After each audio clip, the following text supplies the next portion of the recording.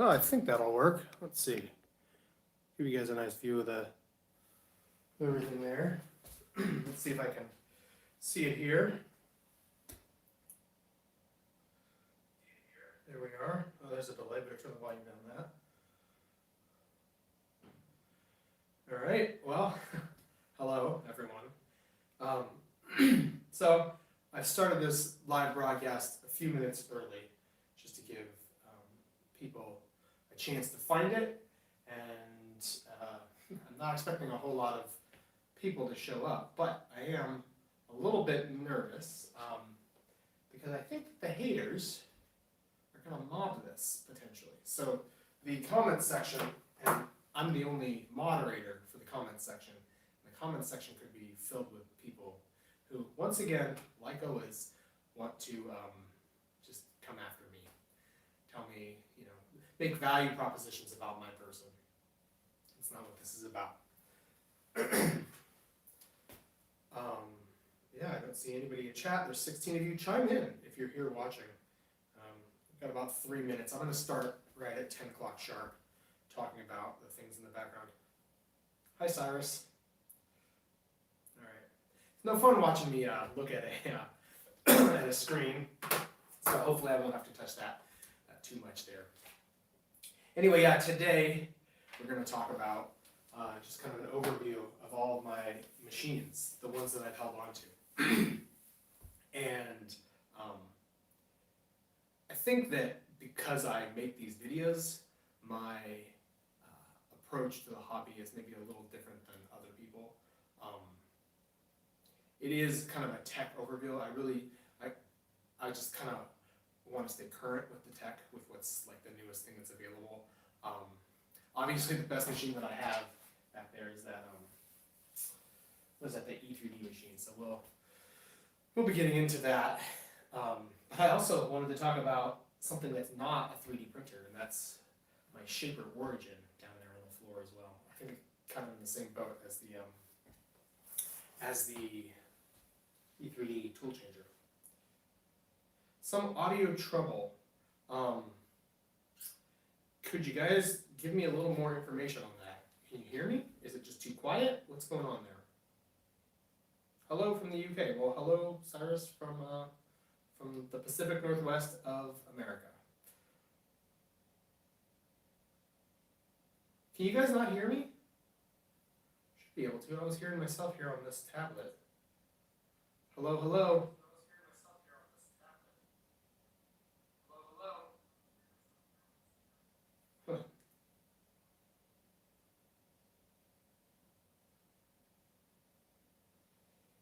Yeah, so the problem with the audio, so I guess I'm not going to make this, this is the most low-tech version of a live stream you can imagine. I have my cell phone there on the tripod and my tablet in my hand.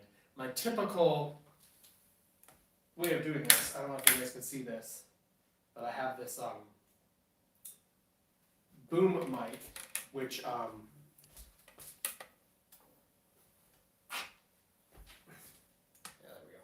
I have a boom mic which gets closer to me and filters out the reverb from the room. So one of those projects that I've never gotten around to is making the sound deadening foam things happen in this room. So it's just the room, and my apologies, I won't be able to fix that for this broadcast. All right, it's 10 o'clock sharp, so let's get into it.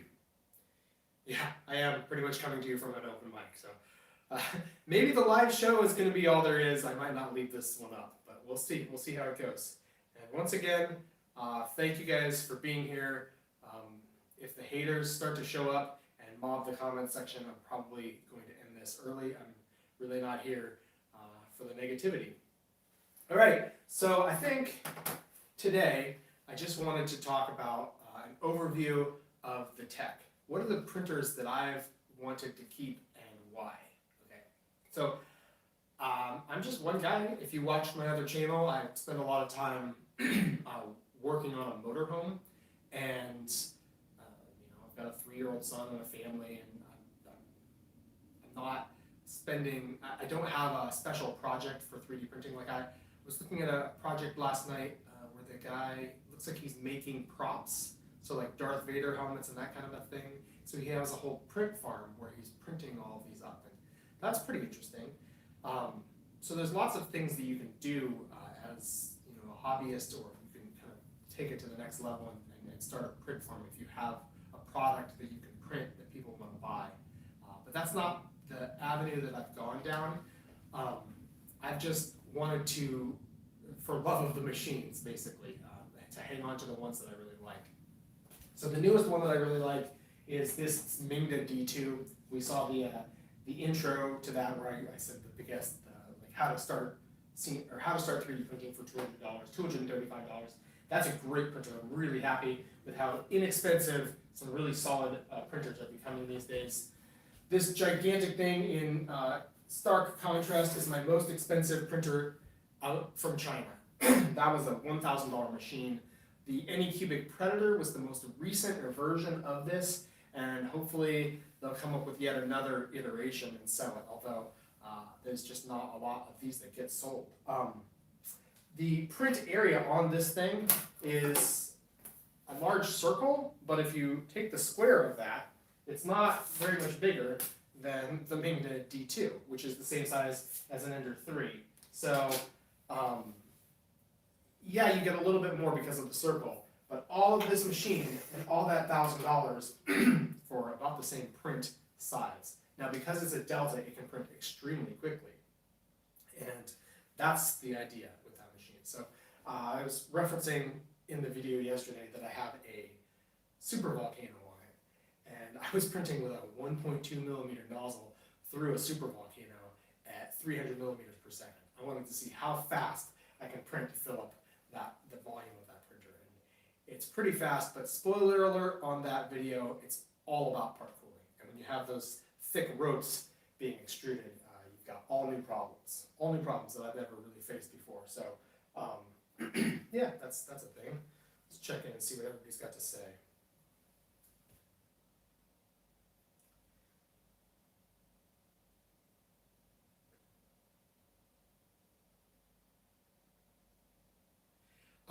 Jack, yeah, that's a good point. It's interesting. There's evidence that there's a lot of competition coming from China because after my video, where I basically said that nobody should buy an Ender 3 anymore, they should all buy this printer instead. And I don't know if it was my video or if they already had it in the works, but you can go to the Creality store now and purchase an Ender 3 for $165, which is the cheapest that I've ever seen it.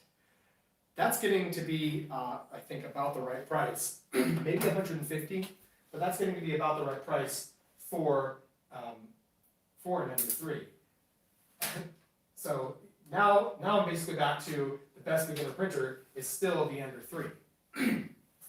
Even though this one performs better out of the box. Oh, hold on a second. Yeah, I like the Ender 3 because it's just so upgradable, but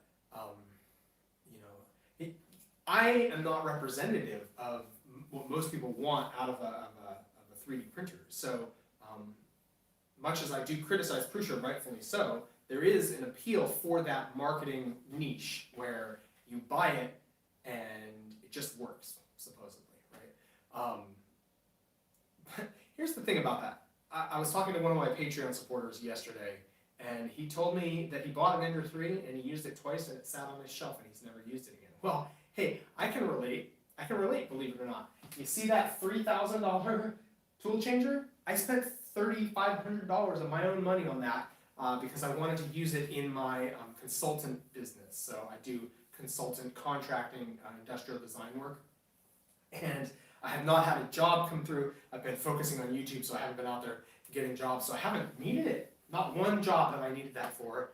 And so the last video that I made about that printer is the last time that I touched that printer. And it's a very similar story to my Shaper Origin.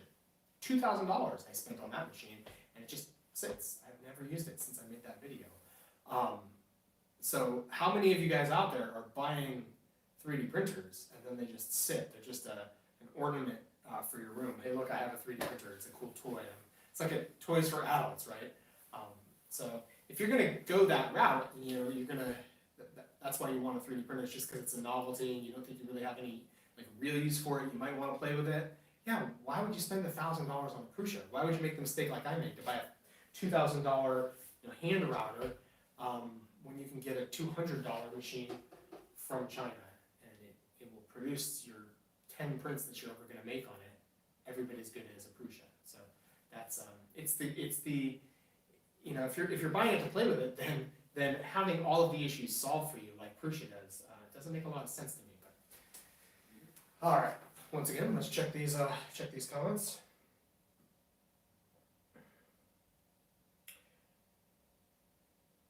Do I really think there's a comment farm funded by prusa? So, in all honesty, you guys want to know if I genuinely believe that.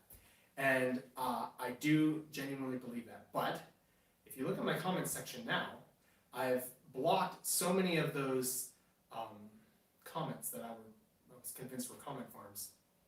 And everybody who's now leaving comments, even pro-prusa or telling, or it was really the fans of teaching tech that are truly human beings. There are many human beings out there who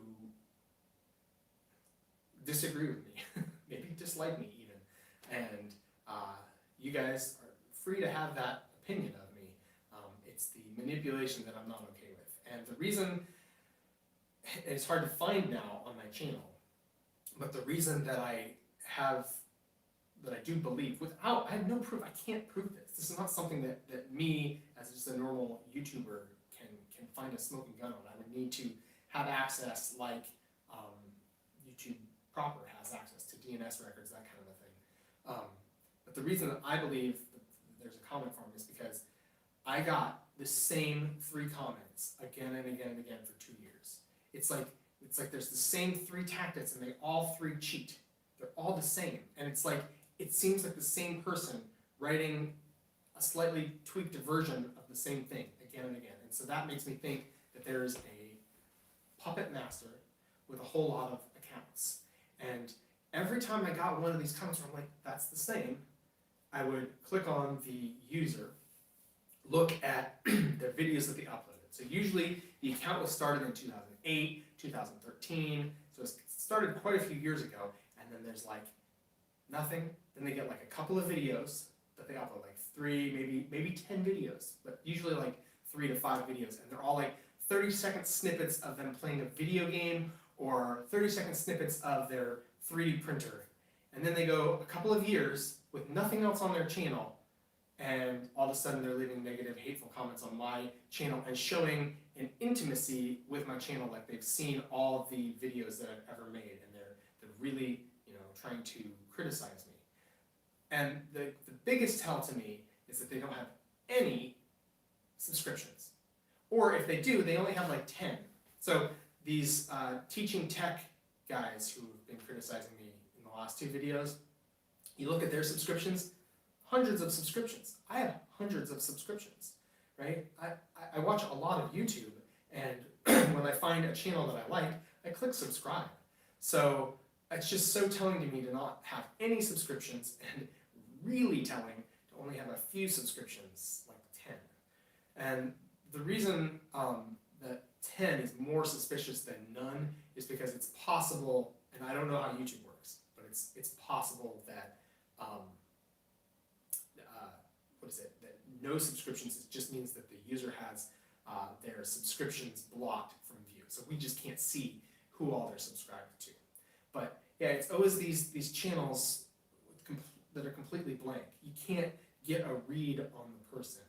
And those are the ones that had a consistent message coming after my person. So yeah, I do believe that there is a manipulation afoot. And we all know that the elections have been manipulated by comment farms from Russia, sock puppet farms.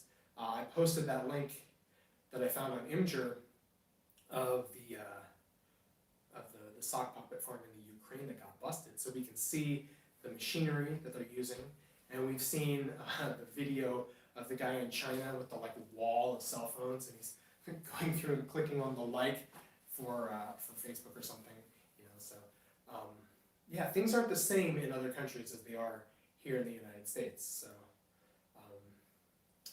it's a little bit paranoid. Like these thoughts that I'm espousing here, they do have an air of conspiracy theory to them, right? Which is probably why the sock puppet farms have been able to work for as long as they do. The sock puppets just need to deny that they exist, and since we have no proof, I mean, there's the Ukrainian sock puppet farm that was busted. These things exist, period. So there is some proof, but for the most part, we have no proof. We just have conjecture, and so that makes these things easily dismissed, and then the sock puppets can go on manipulating. But the big question is, how did Prusa rise to prominence? I have tried to explain this.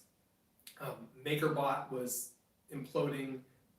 The open source community around MakerBot was pretty angry at MakerBot, and they were looking for a new hero. So was it organic in that way? Was Prusa's rise just a reaction to what happened with MakerBot? Because MakerBot hit it. You know, all the big media sources picked it up. You know, 3D printing, the wave of the future. 3D printing is, you know, manufacturing at home instead of from China, all that kind of stuff. And that was what MakerBot was. And then MakerBot betrayed us, and so we all turned to Prusa. So was it just an organic thing, or being an Eastern European in a former Soviet country, being influenced by Putin, because all of those countries, make no mistake, we all know this, Russia wants to be the USSR again. What they do to Crimea, right? So Russia's got its sock puppet farms doing politics, not just in the United States, but all over Eastern Europe. And so, you know, Joseph Prusa, having grown up, you know, been born in communism, his parents having, you know, all of the adults having known communism as the system, his culture is not American. It's, you know, it's learning how to be an open democracy with capitalism, but it's pretty new. Joseph Prusa's on the front lines, and so I think to him, this way of manipulating is marketing, right? This way of influencing through propaganda, through hidden channels, just is marketing. That's just the way it's done. So yeah, I do think there's a sock puppet farm. I mean, I don't know the details of it, but there's definitely something there. So man, that was a long answer. Let me look at these. Why is everything about you? Why are you worth a sock puppet farm? I'm not. Like, I'm so not worth a sock puppet farm. What's this guy? 85 of you? That's 85 of you watching. Shane at Fugatech gets better viewership than this, right? I'm not worth a sock puppet farm. He's got the sock puppet farms for the whole internet. He uses these on every single channel. There was a video I saw by Tom Sandlaverer, where he purposefully made a live video while the Prusa team was on an airplane going to some maker fair or something like that. And he said, the Prusa guys tend to chime in the comments, and I wanted to make this video without their influence. That's pretty telling, okay? Now, he's meaning Prusa himself and maybe some of the Prusa employees, but they're all over, and they're in the comment sections trying to push and steer perceptions.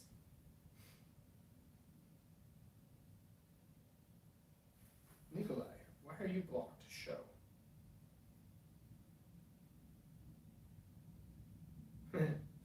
Yeah. That's why. Nikolai, you can't cuss, dude. But I love you, buddy. Thanks. You're one of my best supporters.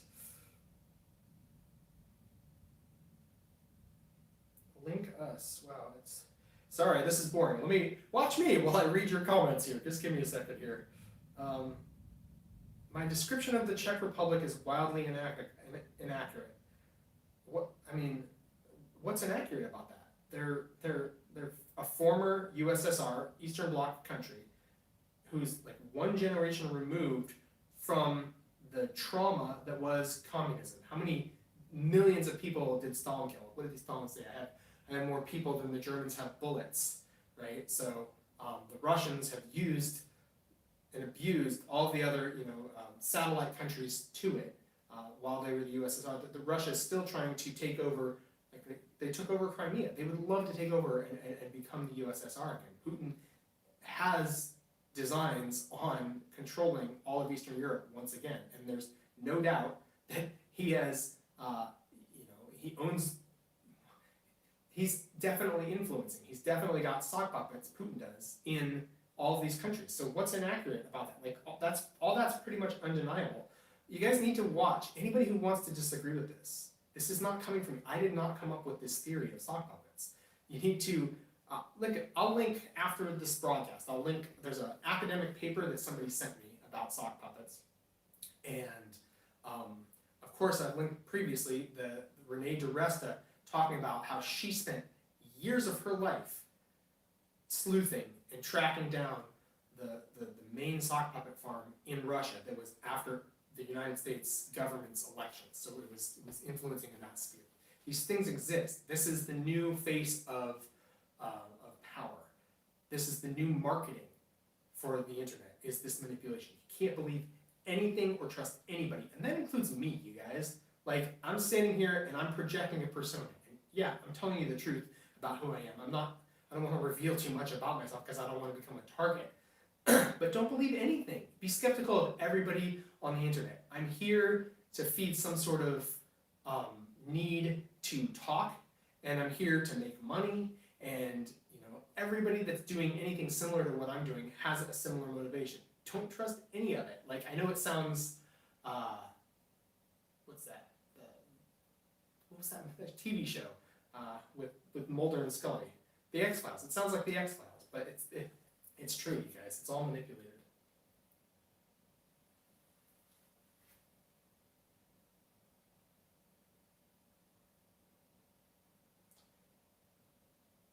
AB 3D workshop. You see, that's what I'm talking about.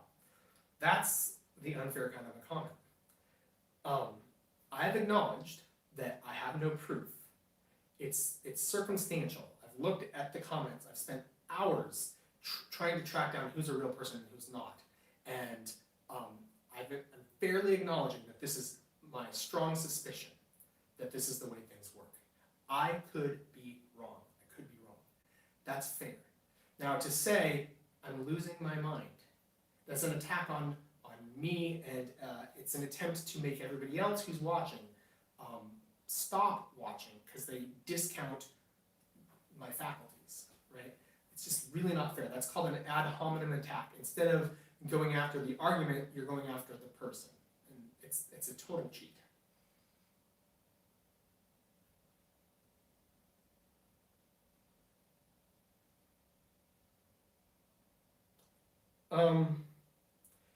I openly oppose Joseph Prusa. Do I openly oppose his business practices? So I've received comments from people that look like real humans, talking about what a great contribution Joseph was in the beginning. Now, unfortunately, in the beginning, I was still in graduate school, and so I was way too busy to be paying attention to all of this. And that I'm going to grant that he could have been a positive influence back then. That might be part of the way to explaining why he sits in his current position. But he took credit for everything on his printer.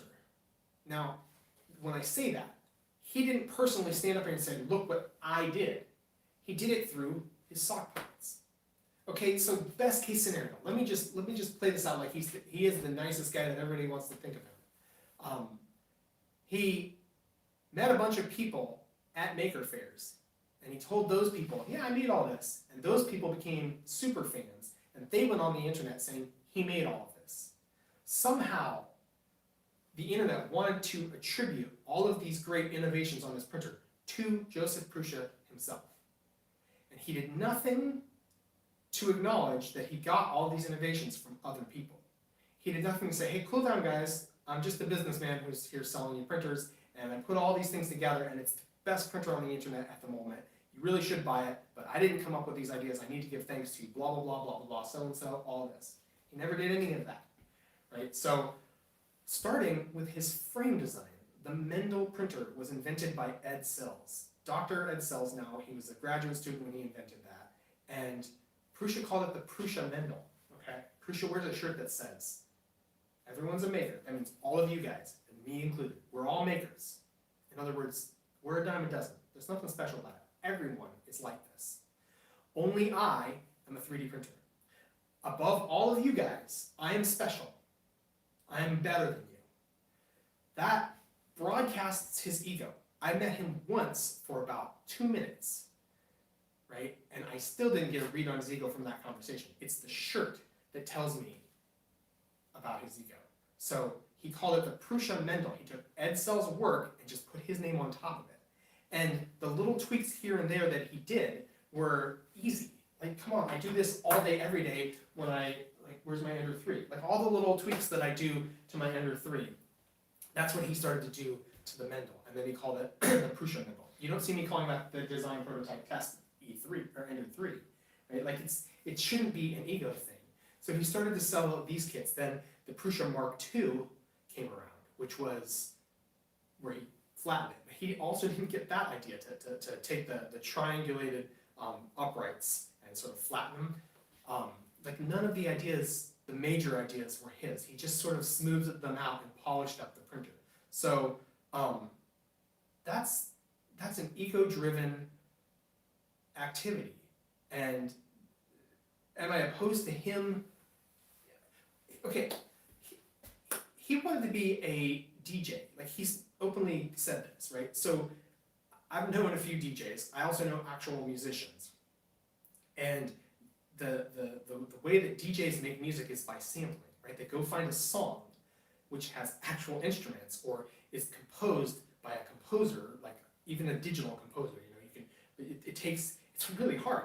Music theory is super hard. So to be a composer is hard. So, but DJs take these snippets made by real musicians and they combine them all and they mix them together and make a new song. It's sampling, right? So if you're going to come from that realm, that artistic realm, into 3D printing, you're going to think that it's perfectly acceptable to sample all these pieces from the internet. You're going to think that's okay. And then you're going to slap your name on it because that's how it works in the world of DJs. But a real musician with real intelligence and a whole lot of time in the composition software or playing the guitar or the piano or whatever it is, a real musician provided the real value added there. And the DJ just kind of lumped them all together, which is why we're still listening to Mozart's Ninth Symphony how many hundreds of years later.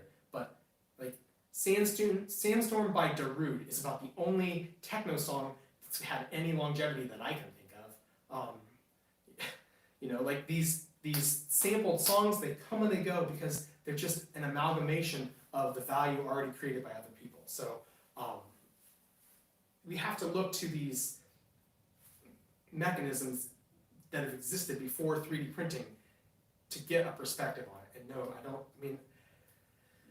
I wish that Joseph Prusa could have been the face of manufacturing 3D printers in the West. I really wanted to support him at a time, and I asked him nicely in emails for a 3D printer to review because I wanted a piece of that. I wanted to be in with the 3D printer nerd and Thompson Lauder and Maker's Muse and the big channels. When I was starting out, I just wanted to be in the conversation with them. And they were all talking about Prusa printers, so I wanted one to review it. And I didn't have $1,000, and I didn't have any need for a Prusa printer because I had the skills to get my Chinese printers to make prints that were every bit as good as his printers, even back then. So yeah, it was a little bit tough in the beginning for me to get auto bed leveling working, but that's really not necessary for prints. So I reached out to him, and he just blew me off. And it was, yeah. So no, do I hate Joseph Prusa? I don't. I see him for what he is. I don't think his influence was that big on the hobby, and I think that we could do without him, and things would be better off. Back to the comments. We're going to end this pretty soon, you guys. I feel like I'm kind of dragging on.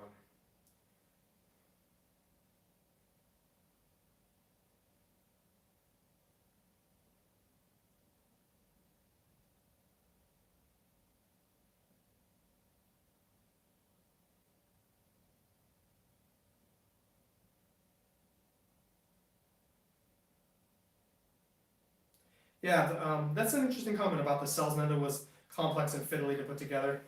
Here's the thing though, Ed Sells, who thought of the prusa, or thought of the Mendel design to begin with, if he had been designing with the parameters of humans and making it easy for people to use, I think he could have done as good or better of a job than Prusa did.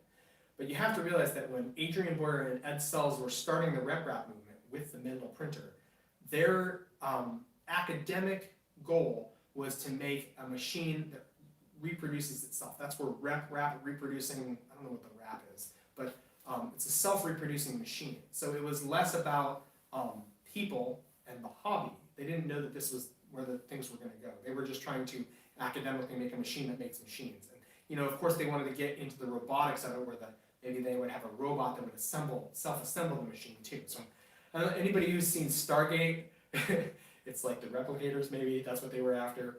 But yeah, so I mean, if he genuinely, and I don't know, like I said, I wasn't involved in the hobby at that time to really be tracking what his true contributions were.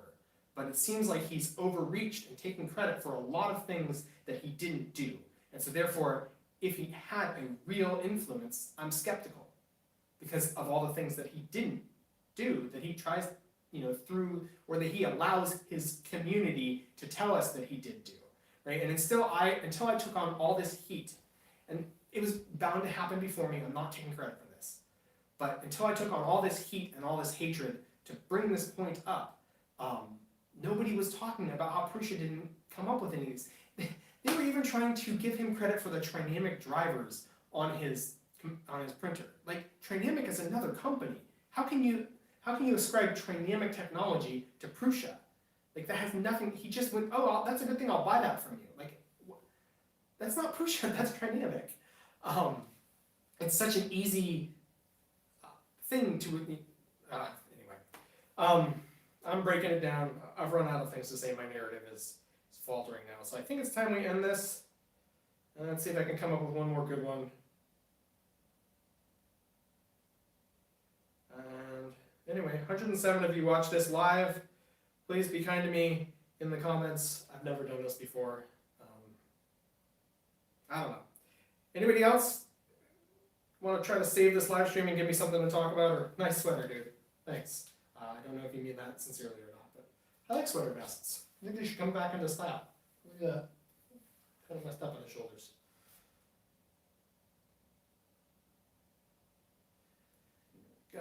Still feeling good about the Minda. Well, actually they're sending me a D4, Minda is. Oh, you know, let's talk about the Minda. I am going to address this. I mean, I hope I can get this out. I had planned and scheduled to get this out on Sunday, but I also have the motorhome channel that I have a video that I need to get out for. So we'll see. But I am going to address all the issues about the Minda in the video. Now, I'm super impressed by this. It hasn't broken down to me. The biggest, okay, here's the biggest problem that I've had with it. I wanted to do a fair comparison, so I downloaded Prusa's pre-sliced G-code for the Benchy.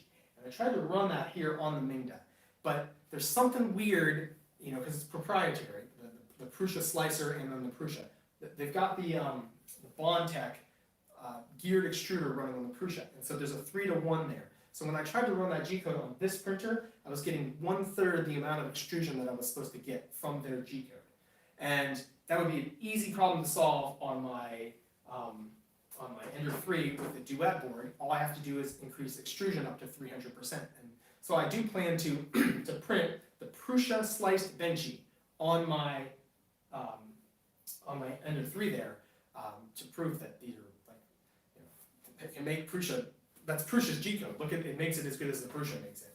But I couldn't run Prusa's G-code on this, and I wanted to get in and play with extrusion here on the interface, and it wasn't there. So this is a great beginner printer as it sits. The number of variables that you can mess with on the screen is limited, but that's perfect for a beginner. So is there as much room to grow on this machine as there is with an Ender 3?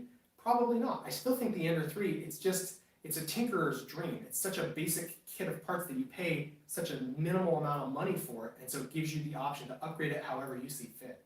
If you want to put an SKR board on it instead of the Duet that I'm so fond of, that's a great idea.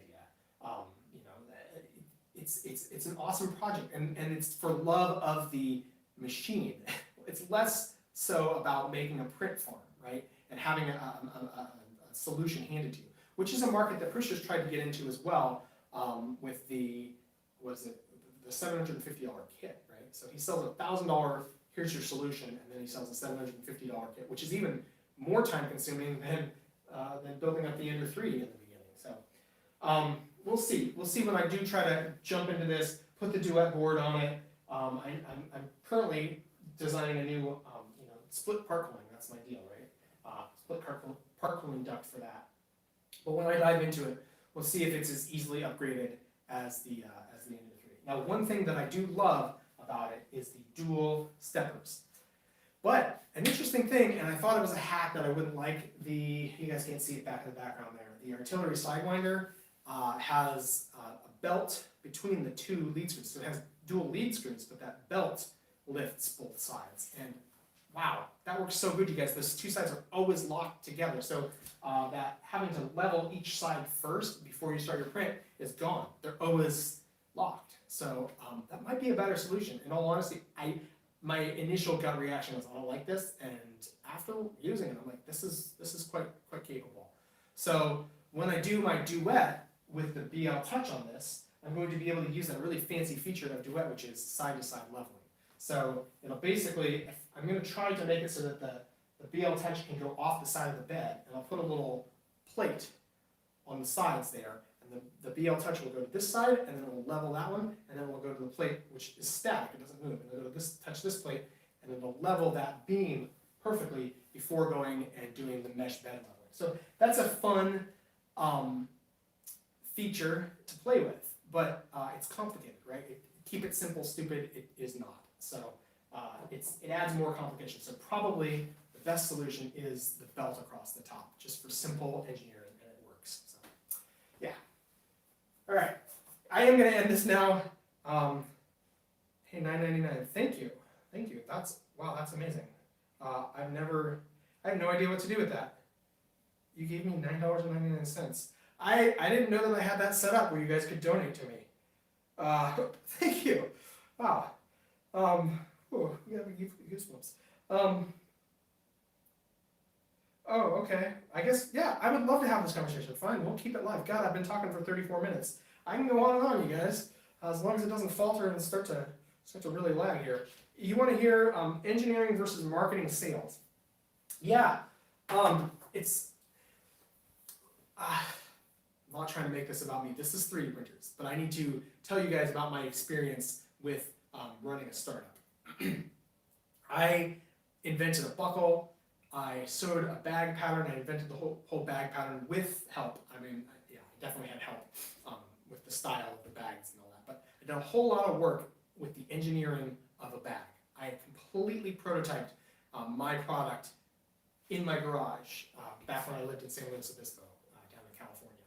And I took it to Vietnam, and they took my prototype and cut it all up into pieces. So painful to watch them do that. After spending 70 hours of my life making this bag, and it was one of the best things I ever made. Now it's, but they did that, and they also took my digital files to help them reverse engineer the pattern so that they could make it. And they made it, and it's really cool. I got patented technology on this thing, and it's now being mass produced, and now I need to make sales. And I am unbelievably proud of my bags. They are one of the best bags on the market in that niche. Now, if you want to go traveling, which nobody is right now because of coronavirus, but if you want to go traveling and you want to do it with a single bag, I don't think there's a better solution out there. I really put my heart and soul into that, the engineering of that product, and I have made almost no sales. Meanwhile, there's a company called Peak Design, and they are the darling of Indiegogo, Kickstarter, all those platforms. They have made $7 million on Kickstarter, $7 million or like $10 million on Indiegogo, and then they did what's called continuing or ongoing, whatever they do. They get these names just to hype people up, right? On these crowdsourcing or crowdfunding platforms, and they made like another $10 million. So they've made like maybe $100 million all told. More like 25 million or 25 to 50 million. I don't know. I don't keep that much track of them, but it's many millions of dollars. And they released their first bag with pivoting attachments for the strap comes. That's the everyday messenger bag. They released that when I was working on that exact same project. Only my buckles detached so you could flip the strap. So their hardware was made out of metal, so it's got that allure of tougher. My buckles hold 300 pounds. If you weigh 300 pounds, you can hang from a single buckle. They're not going to break. But that metal gives this marketing allure of tougher. But they don't detach. So I have arguably the better product. I can easily argue that it's the better product. And yet, I struggled to get to 13,000 sales, $13,000 on Kickstarter. I did my best. I had 2 partners. I spent weeks, I talk about making YouTube videos. I spent weeks making that Kickstarter video. 2 marketing partners reaching out to every website they could find to feature us, and I got to $13,000. How on earth does Peak Design make it to 25 million, and I'm lucky to get to 13,000? Marketing is the internet. That is the name of the game these days. Because good as my product is, there are replacements that do 98%, 99% as good as my bag does. Mine is this much better. So you don't need my bag. And especially if my bag costs $300 and those cost $50, well, then it sells itself. But Peak Design's bags cost $300. My bag costs $300.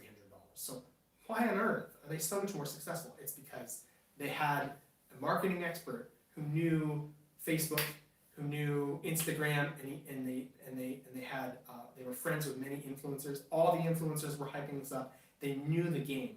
And here I am, a guy with a design degree, but with kind of an engineering mindset. I can sell bags. No. Marketing is a massive job. It's 50, maybe 75% of a successful company. And so one way to market would be to have a sock puppet farm. That would be actually a very effective way to market. To have a bunch of shills in every comment section everywhere saying, this is the best product I've ever got. Man, I own all these other 3D printers, but I always go back to the prusa because it just works. What a great marketing tactic that would be, right? So marketing versus product. Marketing's where it's at. I hate to say it because as an engineer, it's 50%.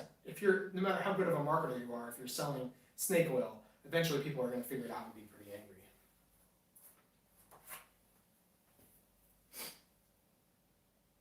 I'm going to end this, you guys. We've gone on for 40 minutes, and I know that most people can only handle about 10 minutes of me talking, so maybe I'll do another live show later on, another day. I don't know, what do you guys think? Chime in and tell me if you like this live talking more. We'll see how this performs. There's only 110 of you here right now. We'll see how this performs like after the fact, once the live is kind of shut down and other people are just watching this live stream. But anyway, I really appreciate you guys. Thank you so much for watching. I'm going to try to figure out how to cash in my $9.99 donation. That was really nice of you. Thank you. I forgot who left that, but you know who you are, and I really appreciate that. All right. Have a good day, you guys. Talk to you later.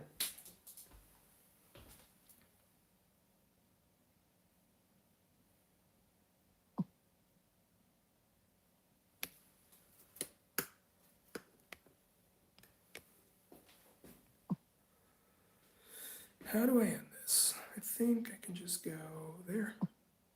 Yep.